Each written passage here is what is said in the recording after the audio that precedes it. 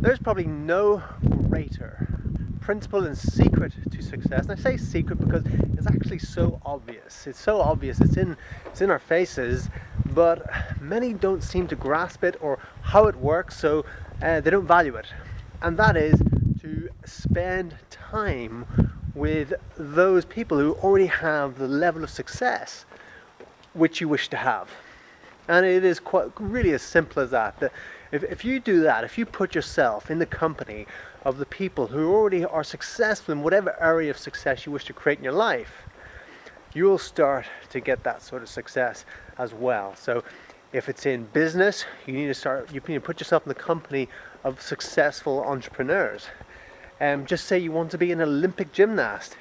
If you're training in the local leisure center, it's not going to happen. You need to get to a major city and put yourself in and train with the people who are getting those results, and suddenly the level just increases, because it's these little details, the little details that you're missing, that creates them.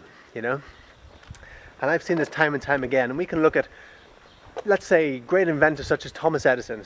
Everybody knows who he is. Supposedly created the electric light bulb. Tesla might have something to say about that, but let's go with it for now. So he created the electric light bulb, right? And he only had 3 years of formal schooling. 3 years, that's it. So how did he become such a great inventor and scientist? Well, what he did was, from the age of 13, he put himself, instead of spending time in the classroom with everybody else, he went and left school and put himself in the company of other great scientists of the time.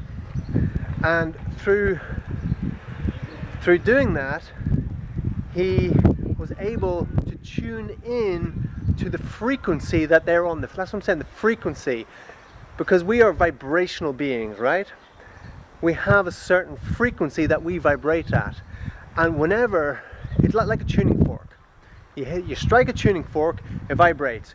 You put it close to another tuning fork, and the other tuning fork starts to vibrate at the same frequency as the first tuning fork, right?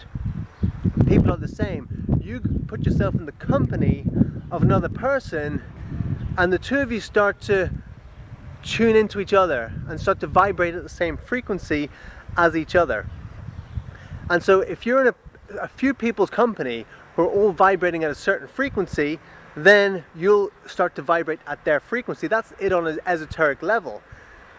But on other levels as well, as on an emotional level, intellectual level, you start to raise your standards. Whatever standards they have, you start to learn from the details, all this sort of stuff as well, which is all great stuff. But it really comes down to the frequency.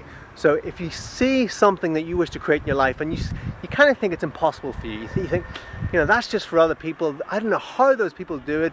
It's just not for me. It's because you're vibrating at a certain frequency, and you're vibrating at that frequency. You can't imagine the other frequency because you're not at that frequency. But when you put yourself in the company of the people that are vibrating at a certain frequency, you will start to vibrate at that frequency as well, and amazing things can happen. So it's good to give yourself a reality check and just see who you're spending your time with. And if those aren't the people that you wish to emulate in some way, then change it, whatever it takes. What are you willing to do? If it means living in a different city or a different country, or changing your network of friends, do whatever it takes. That's the price you have to pay for the success you want in your life, is just to do whatever it takes. And that might mean moving to the other side of the world. That might mean leaving a job. That might mean letting go of some friends. Whatever it takes. Okay, thanks for watching. Hope that made sense to you. It's probably the greatest principle of success. See you next time.